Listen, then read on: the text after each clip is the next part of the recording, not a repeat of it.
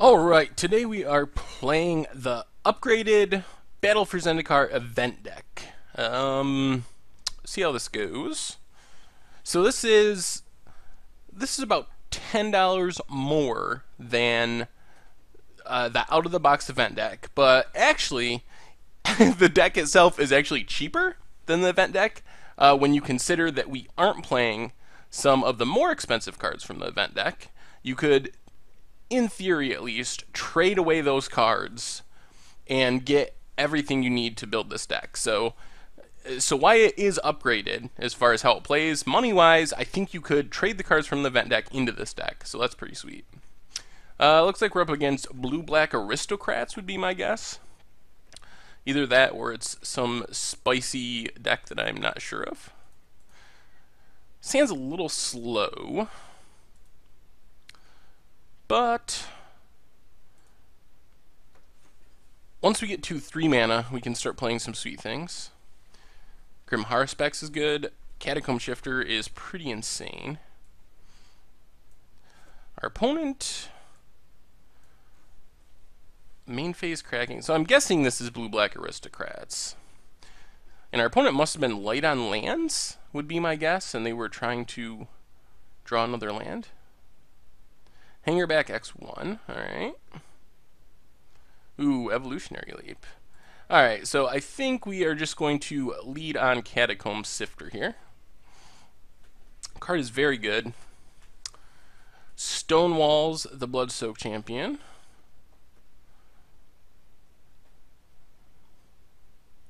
Ooh, our opponent draws a 3rd land. This could mean Murderous Cut or Liliana. Luckily, our opponent doesn't have a sack outlet. Well, I think we're going to block and let our opponent flip that Liliana, because then we can potentially start attacking it. We can, like, Murderous Cut the zombie. We'll see. What do we want to discard here? Yeah, I think we can discard the land. Our opponent discards Sidisi's Faithful. And we draw land anyway. Alright, so here we can... Alright, let's play Swamp. Let's just play this face-down Haruspex. Then I guess we can attack the Liliana. And if our Catacomb Sifter dies, we can flip Haruspex and draw a card if they double block. They are going to double block. I think we need to get rid of the Hangerback, unfortunately. So let's flip Haruspex. Kill the Hangerback. Opponent gets a token. We draw a card. Ooh, our own Hangerback. We have 1 Hangerback since it came in the event deck. But don't mind drawing that. So we can always sack that Scion token too to draw another card if we need to. Our opponent has Zulaport Cutthroat.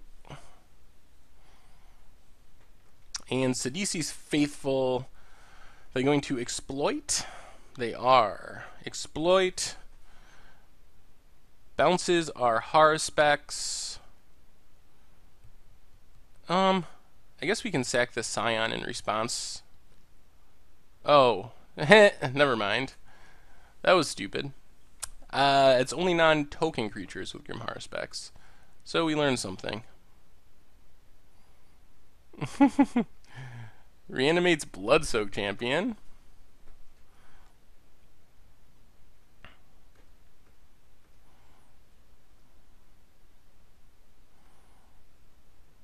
Smoldering Abomination isn't great here. I think we just go Catacomb Sifter, I guess. Leaving up black mana, so if Sifter dies, we can Murderous Cut. What I'm worried about is our opponent can just keep reanimating that Sidisi's Faithful and bouncing things. Or they just Murderous Cut. Murderous Cut. Our Catacomb Sifter. Well, now we have our Murderous Cut online. Alright, they go to attacks. So I think now we have to kill this Cutthroat.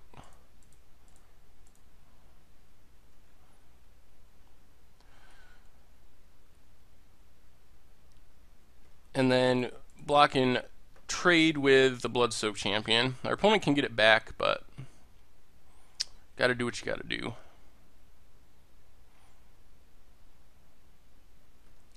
Gets back Zulaport Cutthroat. Gets back Bloodsoaked Champion. And now I think we're pretty dead. Carrier Thrall. Yeah. Well, I mean, I guess we can play Carrier Thrall. Play Hangerback X1. But that still doesn't really help us much because our opponent can again reanimate a Sidisi's Faithful.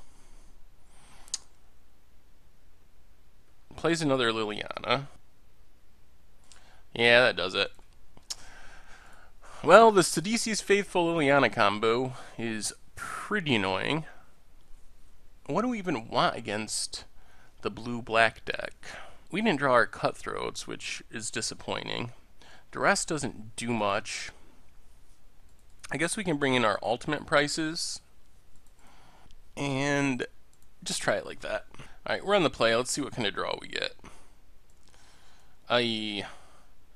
Well, we have a lot of cards that we want, but our land situation's pretty sketchy. Jungle Hollow. We're definitely going to need a third land.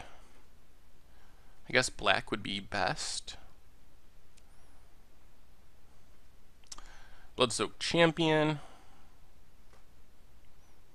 Alright, well, we're going to have to wait on that. Rogue's Passions. We'll play the Sultai Emissary. We don't really mind blocking Bloodsoaked Champion if we have to. The downside of that is we can't, unless we draw an untapped land, we can't play anything next turn. One of the downsides of budget brews. There's a Cutthroat for our opponent. No, we are going to block Bloodsoaked Champion. I don't think there's a compelling reason not to. We lose a life. We manifest a Smoldering Abomination. Not bad. Land? Rogue's Passage. Alright, we are going colorless. But we get to... Well, I guess we get to attack with the Smoldering Abomination. And run a Husk out there.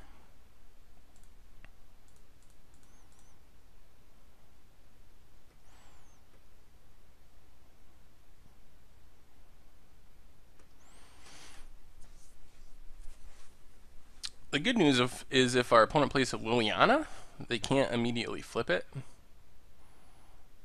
Oh, they have a Husk of their own. Sultai Emissary. Alright, I think we are just going to Sultai Emissary and Evolving Wilds. The second Husk doesn't do much more than the first. And then I think we are going to attack with both of these. Are we okay with trading? Maybe not. We'll just attack with Husk. No blocks from our opponent. Alright, we're doing alright. Staying ahead, and next turn we'll have Murderous Cut online or Catacomb Sifter. And we could also flip our Smoldering Abomination for some surprise damage and card draw. So that's cool. We're definitely going to block the Husk with this Sultai Emissary. And then I guess we might as well sack it. Pump up our Husk. Get a Manifest. Ooh, a Husk. Well, we're getting some sneaky Manifests, which is pretty good. They might be able to help us win this game, actually. We also don't mind another card in the graveyard for our Murderous Cut. Alright, our opponent Murderous Cuts our Husk, sure. We're going to sack this for a Swamp. We want to attack, I think we attack with both. Let's attack with both, see what our opponent does.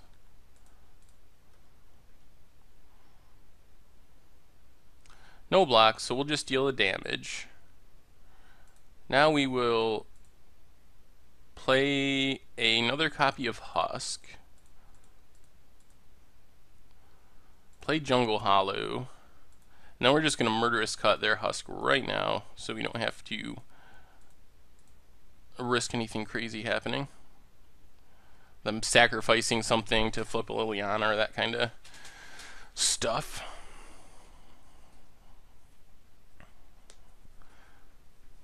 Mostly because of what we have manifested. Our opponent is unlikely to expect Smoldering Abomination or the third Husk. Gets back their Blood-Soaked Champion and plays another Husk. Okay. Sure. Ooh, a Cutthroat. Well, this makes things easy. We can cast a Zulaport Cutthroat, cast a Catacomb Sifter. Do we want to attack with Husk? We can sack more than our opponent can. I think we do. I think we attack with Husk. If our opponent wants to get into a sacking war, that's fine. If our opponent blocks and doesn't sack, we're going to make them sack first, because we will trade off our Husks. Oh, they're just going to block with Cutthroat. Interesting. That was not expected. Well, I think we're pretty close to just winning next game. Opponent only has one card in hand. If they're empty-handed, we can just win with Rogue's Passage, making our Husk unblockable. It's risky if they're not tapped out, or if they have a card in hand, just because Murderous Cut or something, we sack our whole board, get Murderous Cut, and then we lose. Opponent's going to do some attacking. We're going to block with just one of them, with our Catacomb Sifter. They can get it back, but it makes them use a little bit of mana. Yeah, returns Blood-Soaked Champion. What's the last card? Whirler Rogue. So I don't think that does it. Another Cutthroat. So this costs 5. We'd have to sack that. We can put that up to a 10/10. Do 3 from sacking the rest of our creatures. Yeah. So sack our Scion.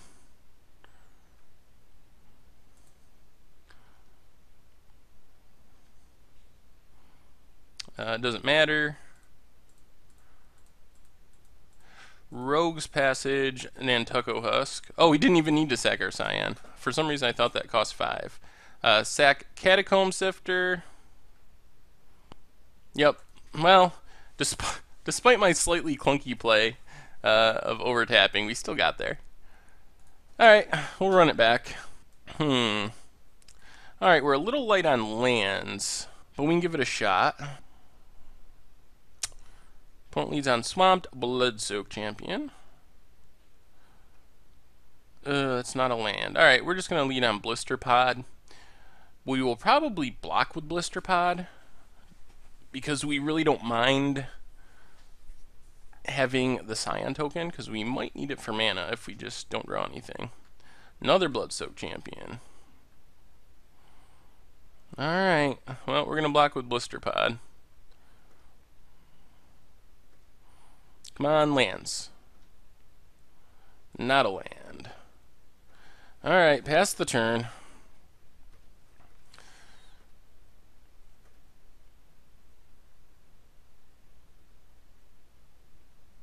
Are we going to block here? That's another good question.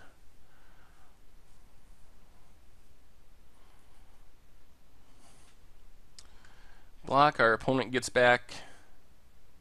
I don't think we need to block here. I think we got to save that Scion token for potentially making mana if we don't draw lands. Gets back Blood-Soaked Champion. Plus we can start getting Cutthroat triggers if we leave it alive. We'll get a Swamp here. Land? Not land.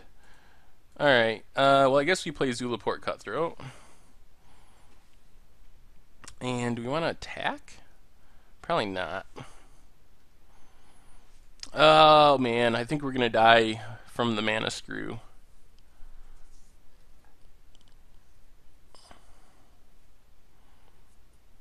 Those Blood-Soaked Champions just keep coming back. Alright, I guess we gotta take our beats again. Down to 14.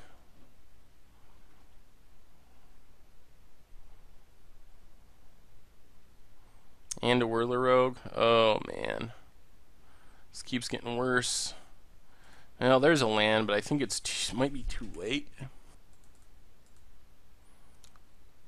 I guess we just play a Haruspex.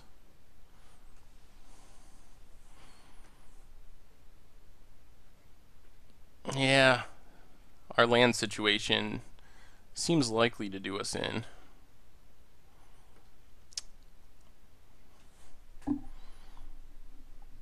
There's the Murderous Cut we were worried about. Yep. Oh, kills our Cutthroat. Interesting. It's not exactly what I expected. Gain a life, draw another Cutthroat. Well, I guess we block Bloodsoak Champion and Whirler Rogue.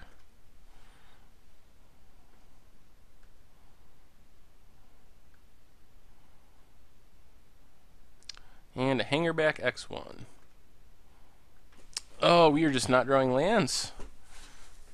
This isn't going to work. Well, we can play a Husk. Our opponent's out of cards, but even there, if we had drawn a land, we might have had a shot. But now I think we're just too far behind. Oh, and they draw Sidisi's Faithful. Yeah. The lack of lands is going to do us in. Ugh, unfortunate, because I feel like we have the fuel necessary to win this matchup, but now we're just too far behind. I don't even know what we could draw. Not another Husk. Well, alright, Mana Screw does us in. It's close though. We could have won that very easily.